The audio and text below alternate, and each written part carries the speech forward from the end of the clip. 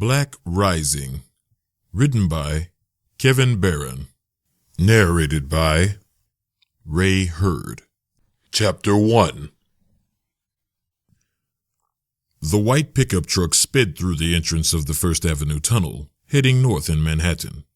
The occupants were two members of the White Brotherhood who had recently been acquitted of brutally raping and beating a 16-year-old black girl in Queens. It was after midnight, and there was a slight cool breeze coming from the direction of the East River to their right.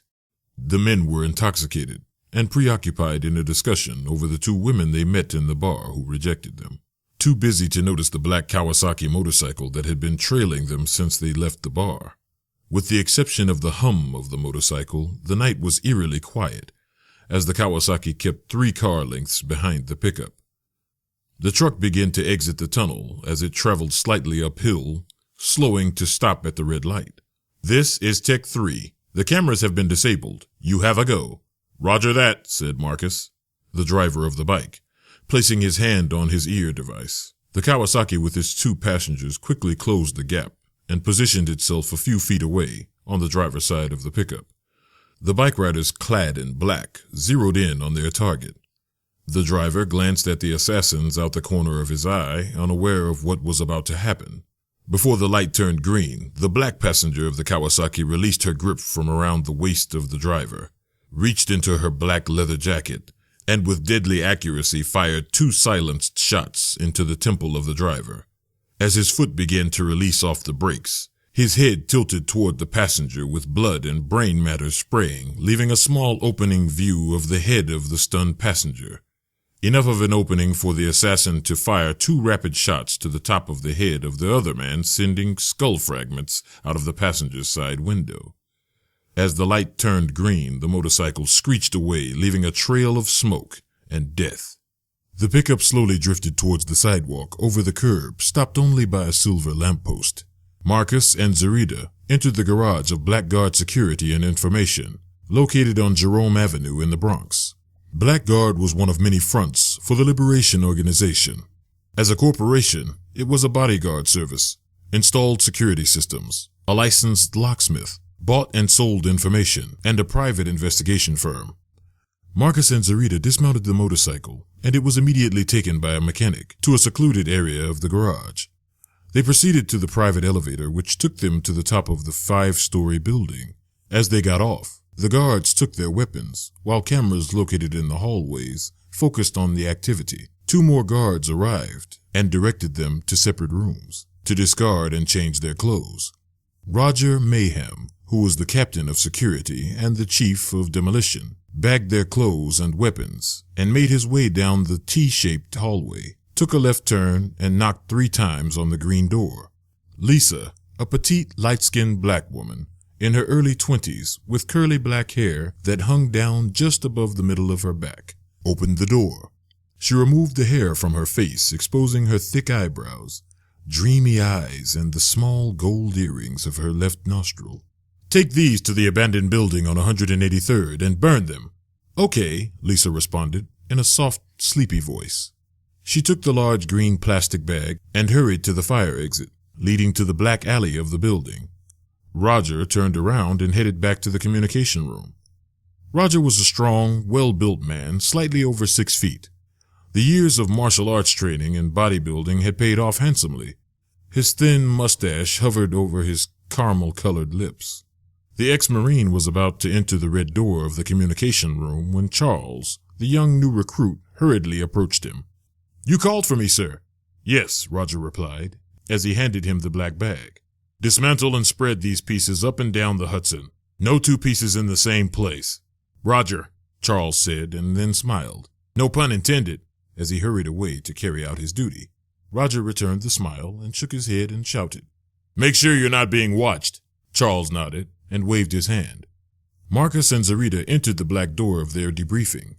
Waiting for them were 3 men: Lloyd Hillman, the intelligence chief; Jim Baines, the head of Cell 3, of which they belonged to, and Tony Williams, second in command of intelligence and chief of military operations. They entered and sat in 2 folding chairs that were located in front of the long table across from the 3 men. "Peace, brother. Sit." Marcus and Zarita responded in unison. Peace. Jim Baines, a dark-skinned man in his mid-40s with a receding hairline and strong, stern face, opened for interrogation. Was the mission a success?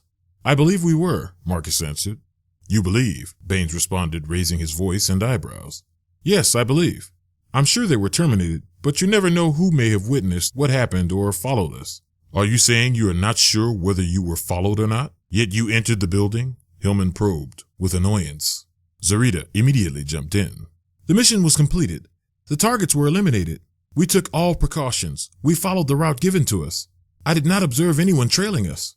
How do you know the targets are dead? Williamson asked. I saw their heads explode, Zarita answered with attitude.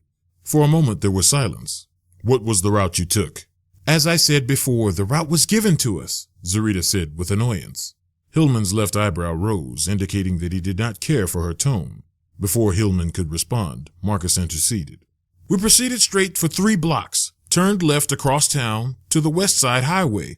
Then we took the highway to the Cross Bronx, and from there to here, after sighing, Zarita added. I was monitoring the situation the whole time. My partner is an excellent driver. We are professionals. This line of questioning is insulting. Perhaps it is, but nevertheless it is necessary and it is procedure. And you know that, so let us proceed without the attitude, Baines said. The interrogation went on for another hour, covering all details and specifics before Marcus and Zarita were allowed to leave. The Black Liberation Organization was derived from the mind of former U.S. Army General James H. Jackson.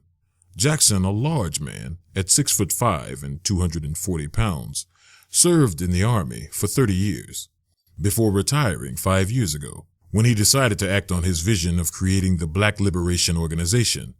Jackson had decided it was time for black people to strike back when racist attacks were made against his people. He felt that the years of brutality, murder, disrespect, deprivation, and injustice had gone on for way too long without an appropriate response.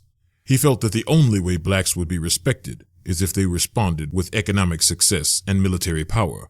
The same formula America had used for years. He believed that if racists knew that when they committed an attack against black people, whether it were covert or overt, there would be a strong, violent, and devastating response, and they would think twice before committing another act.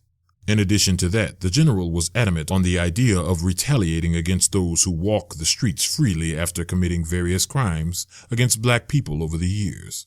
General Jackson slid the glass doors open to the Tracy Towers apartment of Tony Williamson as they stepped out onto the terrace and sat down in beach chairs.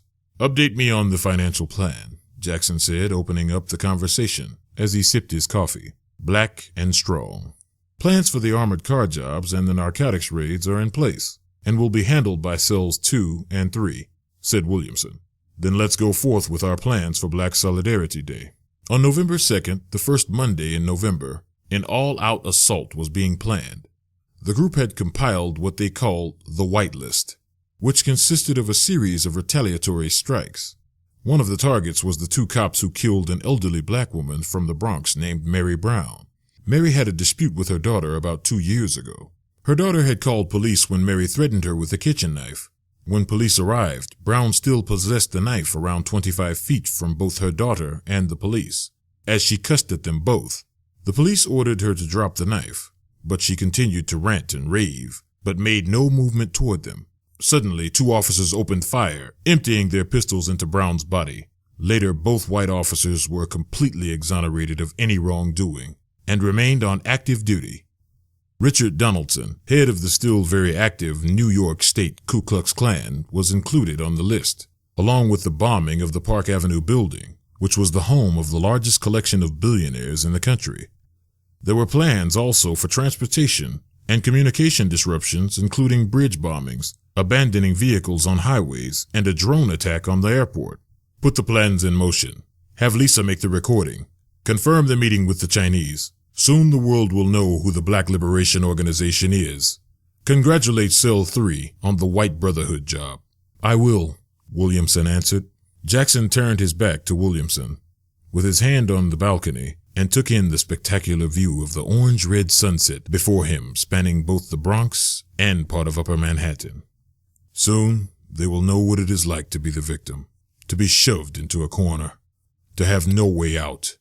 To live in constant fear. To suffer. He paused and then picked up a thick green book with black lettering of the table. The book was titled The Philosophy and Opinions of Marcus Garvey. He held up the book. Garvey asked back then, "Where is the Black Army?" "Well, here we are, Mr. Garvey." Marcus entered the entrance of the cooperative apartments on the Grand Concourse in the Bronx. "Mr. Brooks, how are you?" asked the doorman. "Tired, Jimmy. How about you?" he said in a deep, scratchy voice. "I'm fine, sir. You have company upstairs." "How long's she been up there?" "About 20 minutes. She said I could call her when you arrived." "Well, don't. Let me surprise her." "I hope you're not too tired, sir," Jimmy said, flashing a huge grin, exposing the large gap between his front teeth. "Thanks, Jimmy. I'll manage. Good night," Marcus replied, shaking his head side to side as he headed toward the elevator. Jimmy admired and looked up to Marcus, who was a business consultant. It was Marcus who recommended Jimmy for the doorman position to the co-op as a favor for an old girlfriend. At the time, Jimmy was going through financial and personal problems. Although the job didn't pay much, it did help Jimmy establish some stability in his life. Marcus also helped him get his personal life in order. He now had someone he felt he could trust in case his covert activities came under scrutiny, and someone who would serve as a lookout. He also tipped him very well. Marcus entered into the elevator and pressed 21. He sighed as the day's activity entered and left his mind in a matter of seconds. He exited the elevator and proceeded left to the apartment. As he opened the door, he could hear the water running from the shower. He quietly put his briefcase down and locked the door. He smiled slightly as he began to undress. He slowly turned right and quietly opened the bathroom door. As the steam rolled out, Marcus rushed in and approached the sliding shower doors. Slowly and quietly he slid in. Lisa's back was to him as she let the hot water run on her long, black, curly hair and streamed down her petite body. Marcus came up behind her and grabbed her quickly with both hands, pressing up against her body. Lisa let loose a piercing, high-pitched scream and fired an elbow into Marcus's right rib. Then, almost simultaneously, she lifted up her leg and slammed her heel down on Marcus's left foot. He grunted in pain while releasing his grip on her. She quickly turned and faced him with her small fist balled up and ready to strike, when she realized who her attacker was. "Hold it! Hold it!" he shouted with his guard up to prevent any further damage. He displayed a half-smile, half-grimace on his face. "Are you crazy?" she shouted with her eyes bulging out and water dripping down her smooth caramel face. "You scared the hell out of me. Are you trying to give me a heart attack or something?" "You should be more alert," he replied. "You could have gotten hurt," Marcus said as he rubbed his ribs and then bent down to examine his stomped foot. As he bent over, Lisa gave him a loud, wet slap on the back of his neck. He quickly straightened up. "Damn! What you trying to do to me?" She attempted to throw a jab, but he coolly blocked it. "All right, that's enough. I'm sorry," he said as he cautiously closed the gap between them. I'm sorry, he said with a raspy, sleepy voice. As he got closer and closer, she began to relax. He started to nibble on her neck, then her lower cheek. "Forgive me," he said as her resistance slowly melted away. "You know you are very violent," he continued as they both laughed. "And you're crazy." Marcus gently and softly began kissing her face before working his way to her lips. As the room continued to steam up, after several minutes of passion, they finally released each other's tired, limp, wet bodies and got out of the steamy bathroom. They put on his and her terry cloth robes and sat on the black leather couch in the sunken living room. Lisa began playing with Marcus' curly, damp hair on the back of his head. "You know that puts me to sleep," he said. "Aren't you ready for bed?" she said as she continued playing with his hair. "Are you ready for round two?" Marcus smiled. "I'm ready for some peppermint tea, okay?" She sighed as she rose and headed toward the kitchen. Marcus slowly rose and walked over to the CD rack. He pulled out the speeches of Malcolm X, turned the power on, and put it in the CD player and gently sat back down.